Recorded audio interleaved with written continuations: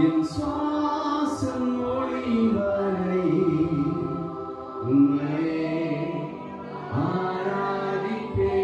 ஆண்டவரை பார்த்து சொல்லு, அந்த ஒரே நாட்கள் கொஞ்சம் தான்ப்பா, எதையாவது நமக்கு செய்ய வந்திருக்கிறான். நாட்கள் வீண் பண்ணிட்டோம்ப்பா.